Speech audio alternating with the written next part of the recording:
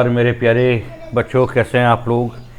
आज मैं आप लोगों के सामने भारत के भूगोल से संबंधित कुछ महत्वपूर्ण प्रश्नों की श्रृंखला लेकर के आया हूँ और जो अक्सर एग्ज़ाम में पूछे जाते हैं, तो ये बहुत ही महत्वपूर्ण प्रश्नों की एक श्रृंखला है। इसको ठीक से तैयार कीजिएगा। निम्नलिखित में से कौन सी झील राजस्थान में स्थित नहीं है? सांभर, पुष्कर, लूनकरसर और कलेरू झील। तो ध्यान रखेंगे, इसका राइट आंसर है कलेरू झील। कलेरू झील राजस्थान में स्थित नहीं है, ये आंध्र प्रदेश में स्थित है। इसको ध्यान रखेंगे, कलेरू झील आंध्र प्रदेश में स्थित है तथा यह एक लैगून निर्मित झील है। ध्यान रखेंगे, अगर आपसे क्वेश्चन आता है कि कलेरू झील कैसी झील है, तो कलेरू झील लैगून निर्मित झील है। तो राइट आंसर होगा डी, एक लैगून निर्मित झील है, आंध्र प्रदेश में है।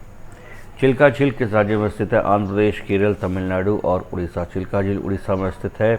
भारत की क्षेत्रफल में सबसे बड़ी झील, भारत की क्षेत्रफल में सर्वाधिक खारे पानी की झील चिल्का झील है, जो उड़ीसा में स्थित है।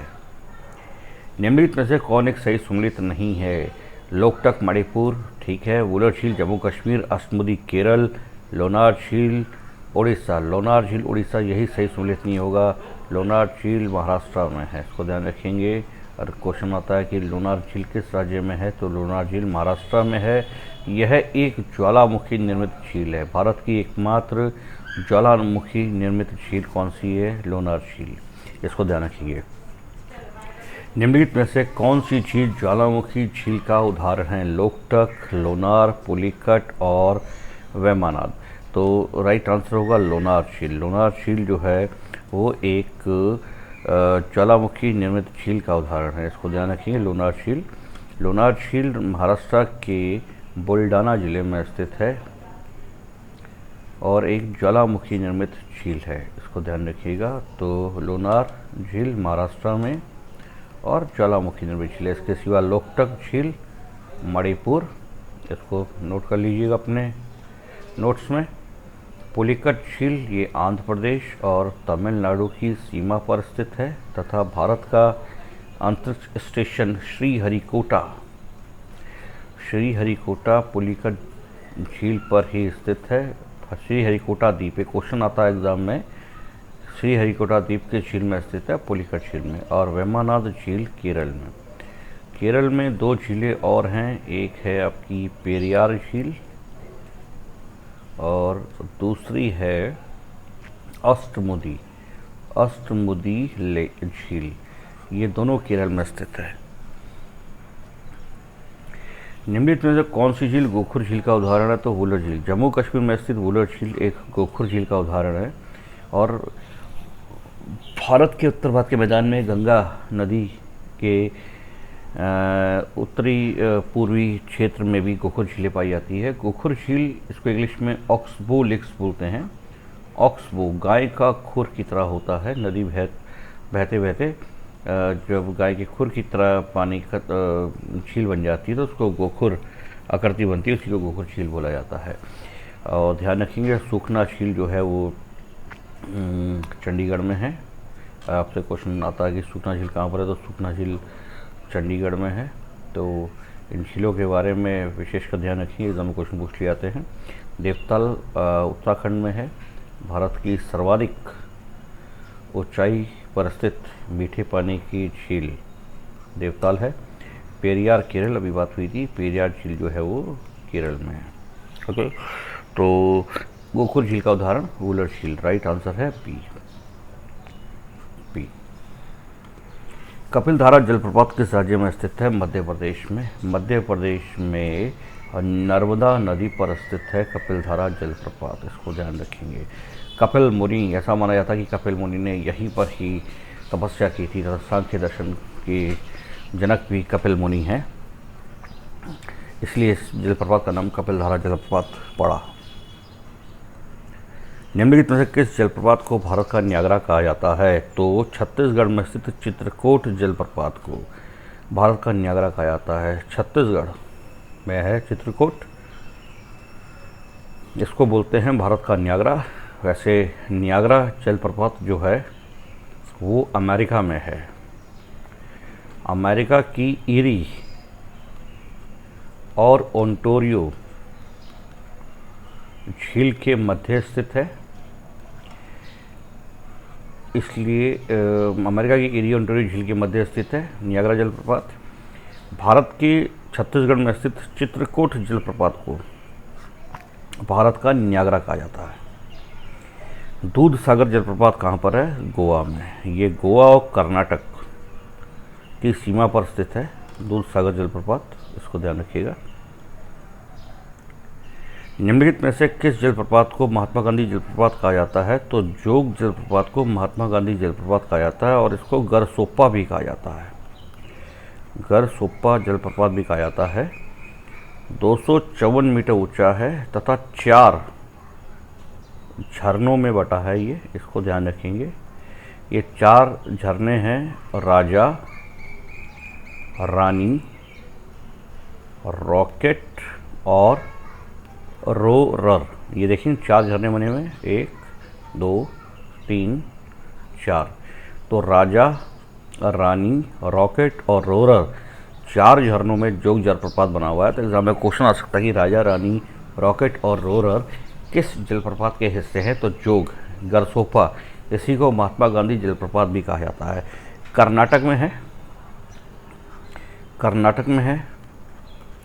कर्नाटक के शिमोगा जिले में। और शरावती नदी पर, अगर नदी पूछ लेगा कि गरसोप्पा या जोग जलप्रपात किस नदी पर है, तो शरावती नदी पर है, इसको ध्यान रखिए, बहुत इंपॉर्टेंट है, ये पूछा जा सकता है। एलिफेंटा फॉल्स किस राज्य में है? मेघालय में। मेघालय की राजधानी शिलोंग में एलिफेंटा फॉल्स। अब कुछ ये ध्यान रखेंगे, जैसे कि एलिफेंटा रॉक, एलिफेंट और रॉक अगर पूछ लेता है तो ये आइसलैंड में है। कहाँ पर है ये? आइसलैंड में। अगर पूछ लेता है एलिफेंटा केव्स, एलिफेंटा गुफाएं, एलिफेंटा केव्स पूछ लेता है तो ये भारत में महाराष्ट्र में है, ध्यान रखेंगे। अगर पूछ लेता है एलिफेंटा पास, एलिफेंटा दर्रा, एलिफेंटा दर्रा या पास पूछ लेता है तो भाई ये है श्रीलंका में, इसको ध्यान रखेंगे। अगर क्वेश्चन आता है कि ये 4 चीज़ ध्यान रखेंगे, एलिफेंटा फॉल्स पूछेगा Meghalaya, Elephanta rock island, elephant rock हाथी चट्टान कहाँ पर है? तो आइसलैंड में। एलिफेंट केव्स, एलिफेंटा केव्स पूछता है तो भारत में महाराष्ट्र में है, ध्यान रखिए, भारत के महाराष्ट्र में है ये, इसको ध्यान रखिएगा। ओके। और एलिफेंटा अगर पास पूछ लेता है तो ये श्रीलंका में है, एलिफेंटा दर्रा या एलिफेंटा पास श्रीलंका में। यहाँ पर कुछ भारत में स्थित झरनों का, जलप्रपात के बारे में की सूची दी गई है, किस नदी पर है, किन राज्यों पर है, तो उसका एक स्क्रीनशॉट ले लीजिएगा। एग्ज़ाम में अक्सर इससे क्वेश्चन पूछे जा सकते हैं, पूछे जाते हैं। उम्मीद करते हैं आपने स्क्रीनशॉट ले लिया होगा। निम्नलिखित की झील को भारत की रहस्यमयी झील कहा जाता है? तो रूपकुंड झील। रूपकुंड झील उत्तराखंड में। कुछ समय पहले यहाँ पर बहुत भारी मात्रा में नरमुंड मिले, बहुत भारी मात्रा में यहाँ पर नरमुंड मिले थे, ध्यान रखेंगे। इस वजह से भारी मात्रा में नरमुंड मिलने के कारण इसको अब इतनी ऊंचाई पर इतने ज़्यादा नरमुंड कहाँ से आए, तो एक रहस्य बना हुआ है, इसलिए इसको एक रहस्यमयी झील भी कहा जाता है। इसके सिवा देवताल के बारे में ध्यान रखेंगे, देवताल उत्तराखंड में, देवताल झील जो है ये उत्तराखंड में, इसको ध्यान रखेंगे। क्वेश्चन आ जाता है कि देवताल झील कहाँ पर है? उत्तराखंड में। सर्वाधिक ऊंचाई पर स्थित मीठे पानी की झील है। पुलिकट झील आपके केरल में, यानी पुलिकट झील जो है ये आंध्र प्रदेश में और तमिलनाडु में, पहले बात हो चुकी है। कलेरू झील ये भी आंध्र प्रदेश में, इसको ध्यान रखेंगे। एक लैगून निर्मित झील है, पुलिकट कलेरू दोनों ही लैगून निर्मित झील है। इसके सिवा चिल्का, चिल्का भी एक लैगून निर्मित झील है। निम्नलिखित में से कौन सी नदी भारत और नेपाल के बीच में सीमा बनाती है? तो काली नदी भारत और नेपाल के बीच में सीमा बनाती है। इसकी कोई शारदा नदी भी कहा जाता है और इसकी कोई महाकाली नदी भी कहा जाता है। महाकाली नदी ये भारत और नेपाल के बीच में सीमा बनाती है और आगे भारत में, नेपाल से आते हुए भारत में आकर ये घाघरा नदी पर मिल जाती है। तो ध्यान रखेंगे, भारत काली नदी भारत और नेपाल के बीच में सीमा बनाती है। इसके सिवा एक और चीज़ ध्यान रखेंगे, काला पानी विवाद। काला पानी विवाद ये भारत और नेपाल के बीच में एक विवाद है। हालांकि काला पानी एक जगह है जो भारत के उत्तराखंड के पिथौरागढ़ में स्थित है, भारत के अधिकार क्षेत्र में। नेपाल इसको अपना बोलता है, अपना कहता है, इसीलिए विवाद है। तो काला पानी विवाद भारत और नेपाल के बीच में एग्जाम में क्वेश्चन आता है, और काली नदी भारत और नेपाल के बीच में सीमा बनाती है। इसी को शारदा नदी और महाकाली नदी भी कहा जाता है।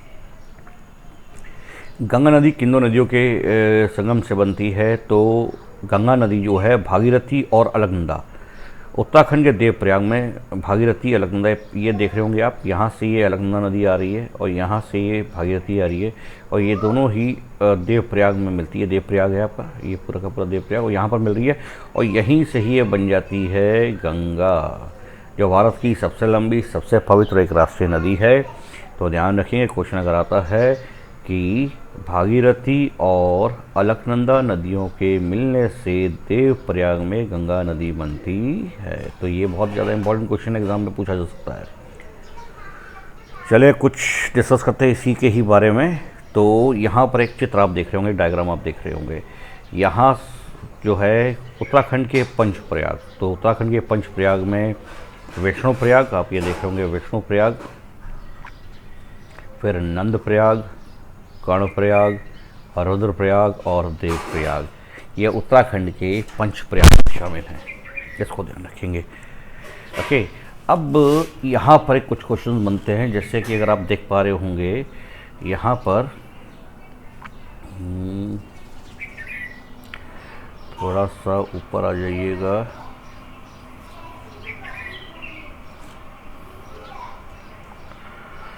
ये आप देख रहे होंगे कि यहाँ पर ये देवप्रयाग है, और यहाँ पर ये नदी आ रही है आपकी अलकनंदा नदी, और यहाँ पर आ रही है भागीरथी नदी। ये देखिए भागीरथी नदी आ रही है, और ये दोनों ही देवप्रयाग में मिल जाती है, और यहीं से देखिए गंगा बन रही है, ये गंगा नदी बन जाती है। ठीक है, तो उसको ध्यान रखेंगे।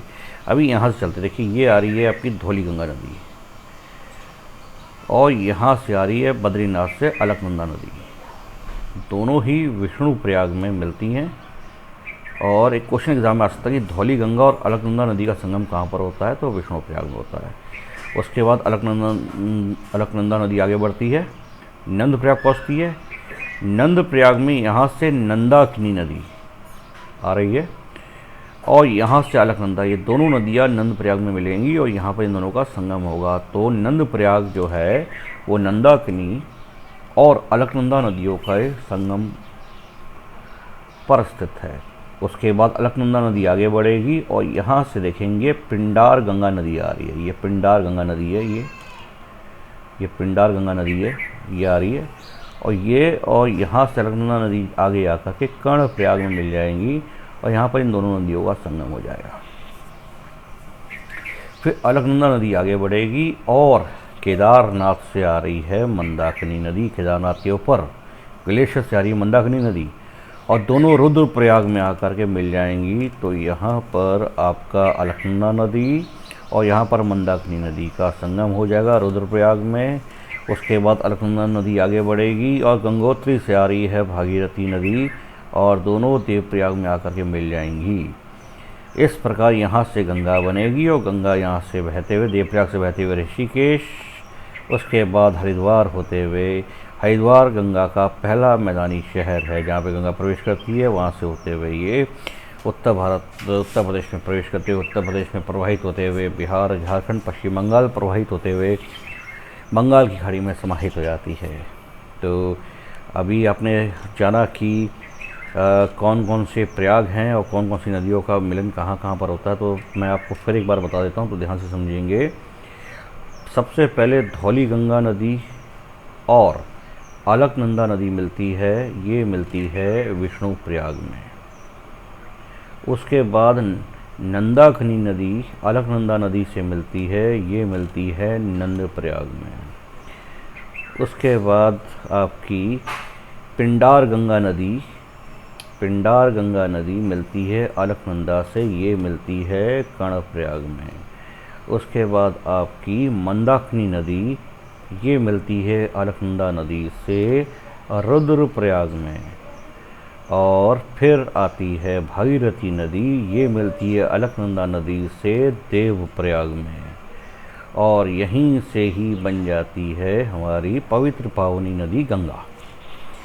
ओके, तो ये 5 प्रयाग हो गए, विष्णु प्रयाग, नंद प्रयाग, कर्ण प्रयाग, रुद्र प्रयाग और देव प्रयाग, जो 5 प्रयाग उत्तराखंड में। एग्जाम में क्वेश्चन आता है कि पंच प्रयाग कहाँ पर है या कौन कौन सा पंच प्रयाग, इनके बारे में अब थोड़ा सा डिस्कस कर लेते हैं। बद्रीनाथ और केदारनाथ के बारे में तो ध्यान रखेंगे, बद्रीनाथ जो है वो भगवान विष्णु का मंदिर है और यहाँ से अलकनंदा नदी होकर के गुजरती है, तो एक कोड हो गया भवा। जबकि केदारनाथ भगवान शंकर या शिव का मंदिर है, मंदाकिनी नदी यहाँ से होकर के गुजरती है, तो कोड हो गया कसम।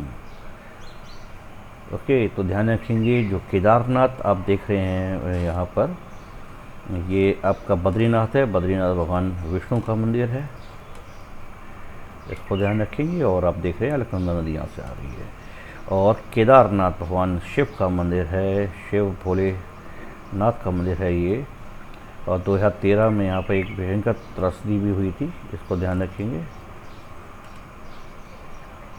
केदारनाथ। और बाकी गंगोत्री, यमुनोत्री, गंगोत्री, केदारनाथ, बद्रीनाथ, ये उत्तराखंड के 4 धाम माने जाते हैं। 4 धाम की यात्रा इन्हीं को कहा जाता है उत्तराखंड में। रुद्रप्रयाग, कर्णप्रयाग, देवप्रयाग, नंदप्रयाग और विष्णु प्रयाग नामक स्थान कहाँ पर स्थित है, तो ये डिस्कस किया था हम लोगों ने। ये 4 स्थान जो हैं उत्तराखंड में हैं। कहाँ पर हैं भैया? उत्तराखंड में 4 स्थान है उत्तराखंड में, इसको ध्यान रखेंगे। एग्ज़ाम में क्वेश्चन कभी अगर आपसे पूछेगा कि जो है ये 4 स्थान किस राज्य में, तो उत्तराखंड में, इसको ध्यान रखेंगे। रुद्रप्रयाग, कर्णप्रयाग, देवप्रयाग, नंदप्रयाग और विष्णुप्रयाग नामक स्थान उत्तराखंड में है। निम्नलिखित के शहर को झरनों का शहर बोला जाता है, तो रांची को सिटी ऑफ वाटरफॉल्स बोला जाता है। झारखंड की राजधानी रांची है, इसको सिटी ऑफ वाटरफॉल्स बोलते हैं, और यही एक ऐसा राजधानी है भारत की जो कि कर्क रेखा के सर्वाधिक निकट है। अगर क्वेश्चन एग्जाम में आ जाए किस राज्य की राजधानी, आपको मालूम होगा कि भारत के बीचों बीच से कर्क रेखा होकर आती है, भारत के 8 राज्यों से होकर के आती है। 8 राज्यों का एक छोटा सा कोड है, गरम, छाछ, बदतमीज, इसको ऐसे करके याद करेंगे, गरम, छाछ, बदतमीज। ये 8 राज्य हो गए जो कर्क रेखा में स्थित है। गा से गुजरात, राजस्थान, मा से मध्य प्रदेश, छा से छत्तीसगढ़, जा से झारखंड, बा से पश्चिम बंगाल, ता से त्रिपुरा, मा से मिजोरम। इन 8 राज्यों से होकर कर्क रेखा जाएगी। अब इन 8 राज्यों की राजधानी में से वो कौन से प्रदेश की राजधानी जो कर्क रेखा के सर्वाधिक निकट है, तो रांची, झारखंड, इसको ध्यान रखेंगे। तो 8 राज्यों से कर्क रेखा होकर जाएगी, ध्यान रखें। और इसका कोड हमने आपको नया सीक्वेंस में है, पश्चिम से पूर्व की ओर है।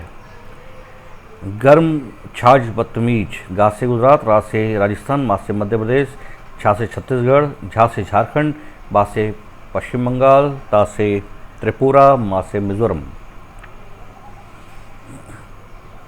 कुचिकल जलप्रपात किस राज्य में है, तो कुचिकल जलप्रपात जो है वो कर्नाटक राज्य में है, और भारत का वर्तमान में सबसे ऊंचा जलप्रपात। अगर क्वेश्चन आता है कि भारत का सबसे ऊंचा जलप्रपात कौन सा है, तो कुचिकल जलप्रपात सबसे ऊंचा जलप्रपात है। कई सारी किताबों में चौक लिखा हुआ है, तो ध्यान रखेंगे। सबसे ऊंचा जलप्रपात कुचिकल कर्नाटक में है, बगही नदी पर है ये कर्नाटक की।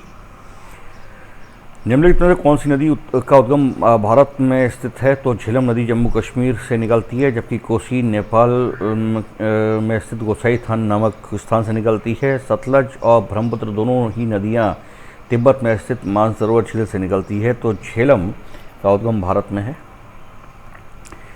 कौन सी नदी डेल्टा नहीं बनाती, तो नर्मदा और ताप्ती 2 नदियां हैं जो डेल्टा नहीं बनाती। भारत की नर्मदा नदी और ताप्ती नदी दोनों ही अरब सागर में गिरती है, और दोनों ही नदियां डेल्टा नहीं बनाती। ध्यान रखेंगे कौन कौन सी नदियां डेल्टा नहीं बनाती, नर्मदा और ताप्ती। दोनों ही नदियां एस्चुरी बनाती हैं, इसको ध्यान रखेंगे। ज्वर, नद, मुख बनाती हैं दोनों नदियां, और ये दोनों ही नदियां भ्रंश घाटी से होकर के प्रवाहित होती है। भारत की कौन कौन सी नदियां भ्रंश घाटी यानी कि रिफ्ट वैली से होकर के प्रवाहित होंगी, तो नर्मदा और ताप्ती। नर्मदा के किनारे जबलपुर और ताप्ती के किनारे सूरत स्थित है, सूरत नगर स्थित है, ध्यान रखेंगे। और नर्मदा नदी पर 2 जलप्रपात हैं, एक पात हुआ था पहले कपिलधारा और दूसरा है धुआंधार। क्वेश्चन अगर आता है कि धुआंधार जलप्रपात कहाँ पर है, मध्य प्रदेश में नर्मदा नदी पर है।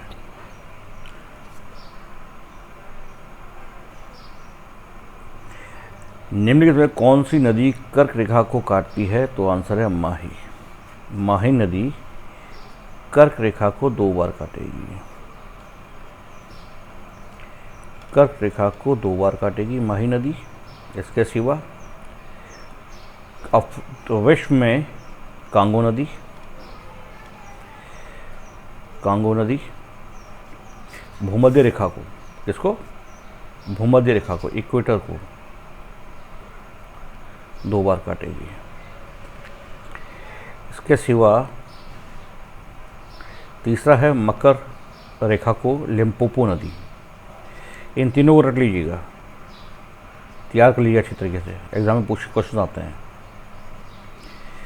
मकर रेखा को दक्षिण अफ्रीका में बहती है लिम्पोपो नदी।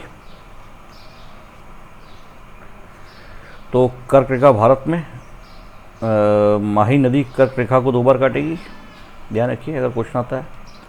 कौन सी नदी, माही नदी कर्क रेखा को 2 बार काटेगी। कांगो नदी भूमध्य रेखा को 2 बार काटेगी। लिम्पोपो नदी मकर रेखा को, मकर ट्रॉपिक ऑफ कैप्रिकॉर्न, मकर रेखा को 2 बार काटेगी। इसको ध्यान रखिए, बहुत इंपॉर्टेंट है ये।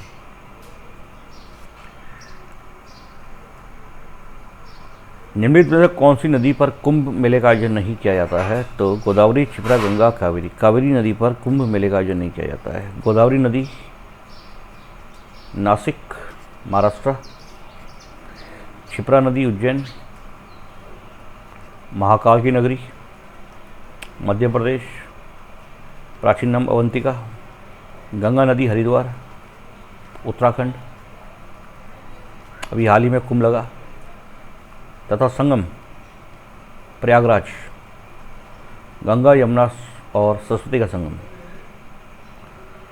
यहाँ पर इन 3 स्थानों पर भारत में इन 4 स्थानों में कुंभ लगता है। नासिक में महाराष्ट्र, उज्जैन मध्य प्रदेश, हरिद्वार उत्तराखंड और प्रयागराज उत्तर प्रदेश। इन नदियों के किनारे गोदावरी, नासिक गोदावरी के किनारे यहाँ पे कुंभ लगेगा। उज्जैन क्षिप्रा के किनारे अवंतिका प्राचीन नाम है, यहाँ पे कुंभ लगेगा। उज्जैन का प्राचीन नाम अवंतिका। हरिद्वार गंगा नदी के किनारे और संगम के किनारे प्रयागराज, यहाँ पे कुंभ लगेगा। जबकि कावेरी नदी पर कुंभ मेले का आयोजन नहीं होता। तो उम्मीद करते हैं आपको हमारा ये वीडियो अच्छा लगा होगा। अगर हमारा वीडियो अच्छा लगा हो तो उसको लाइक करें, ज़्यादा से ज़्यादा शेयर करें, सब्सक्राइब करें। धन्यवाद।